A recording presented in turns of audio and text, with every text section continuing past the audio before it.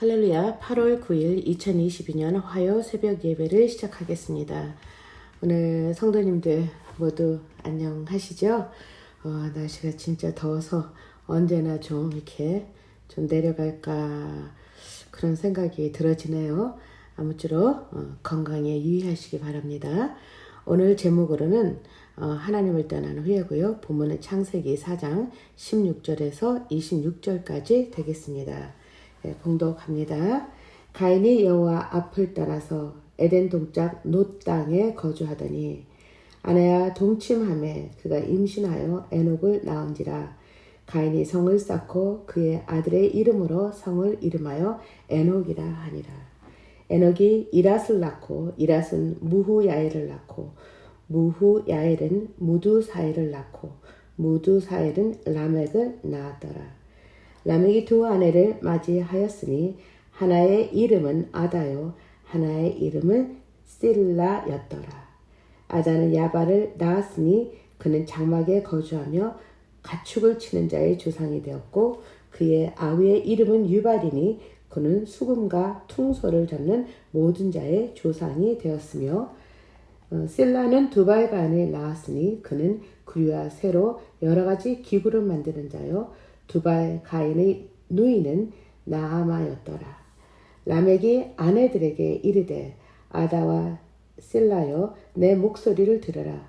라멕의 아내들이여 내 말을 들으라.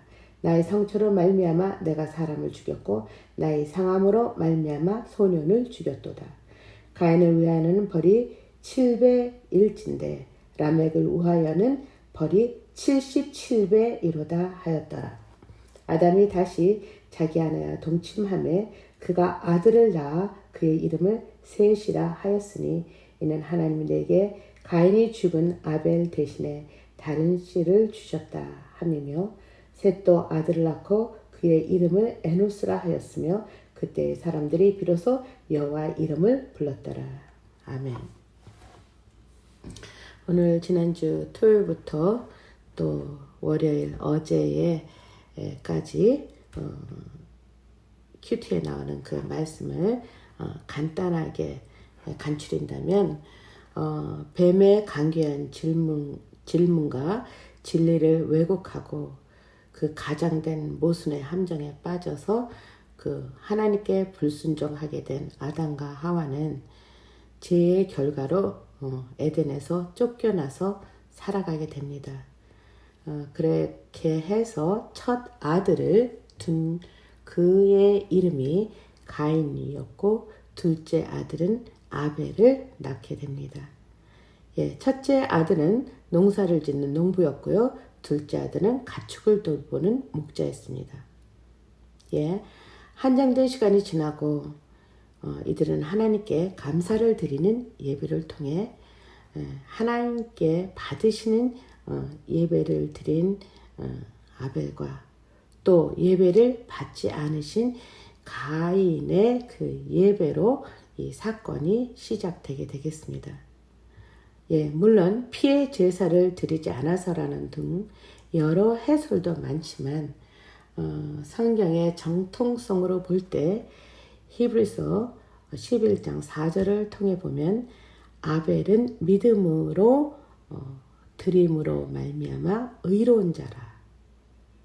즉 예배의 동기는 에베소서 2장 8절과 9절에서 얘기하는 하나님의 은혜에 의한 믿음으로 하나님의 선물임을 자각하여 감사로 예배를 드리는 것을 뜻한다고 말할 수 있겠죠.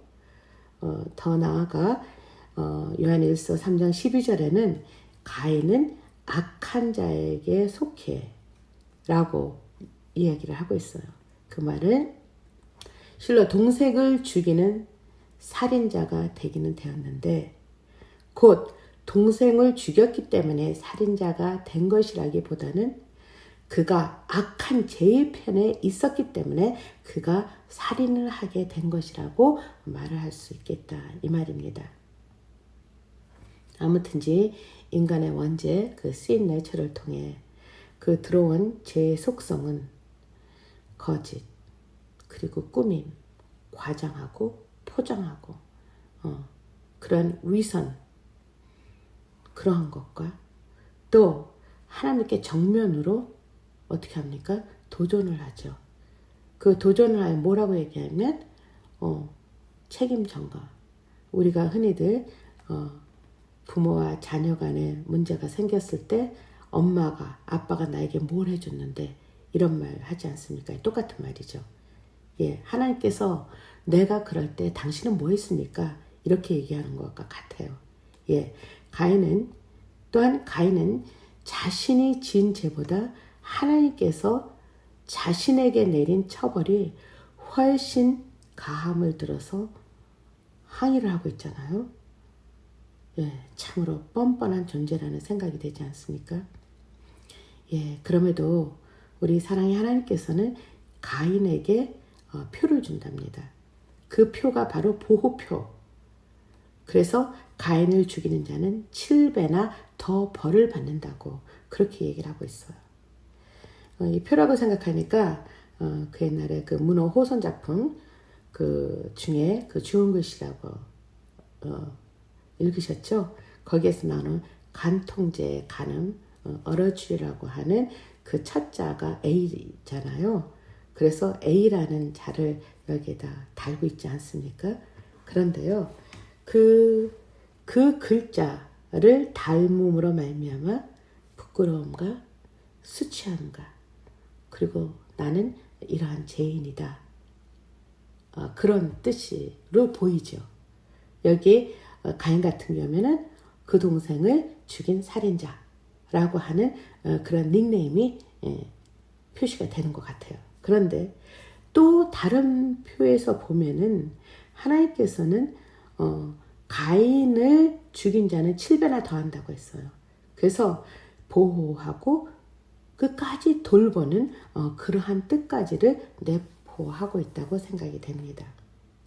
그리고요, 여기에서 성경의 기록은요, 사실 하나님의 구속사를 전반으로 해서 다루고 있기 때문에 우리가 생각하는, 우리가 그 역사 시간에, 히스토리 시간에 배운 그러한 사건, 시간, 인물, 그러한 것들을 전체적으로 수록하고 있지는 않고 있습니다.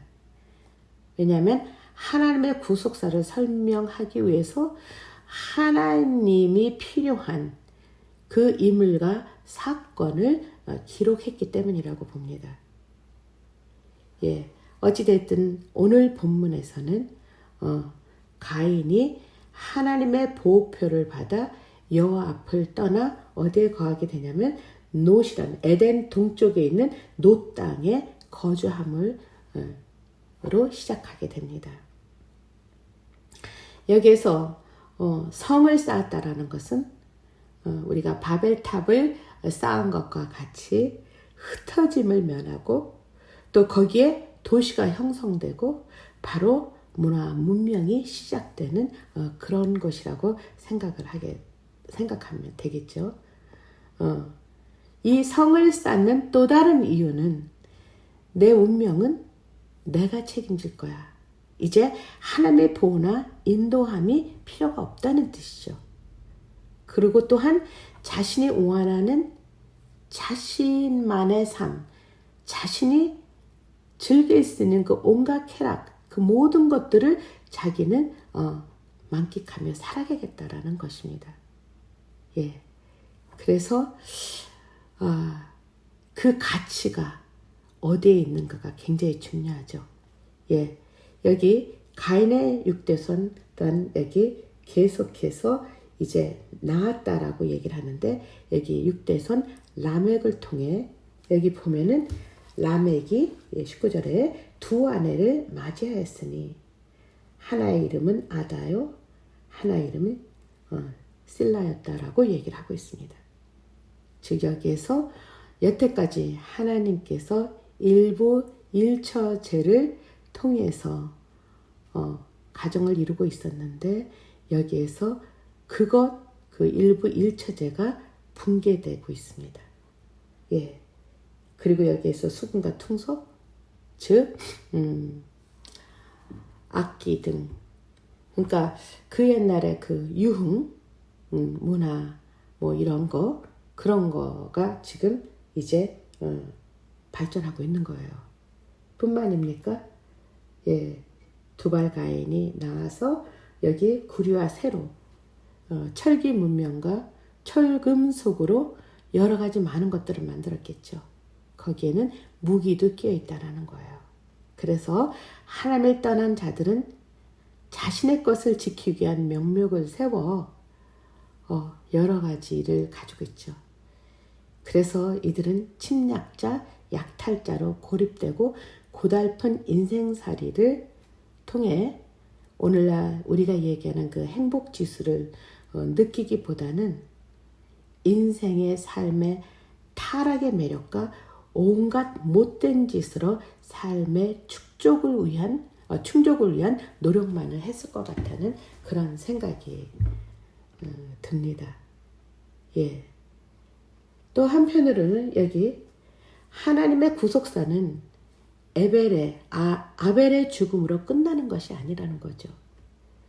그 후 정확하게 100여 년이 지난 후에 아담과 하와를 통해 셋이란 아들을 하나님께서 주십니다. 그때 비로소 여호와의 이름을 불렀더라고 그렇게 이야기를 하고 있습니다. 생각해 보세요.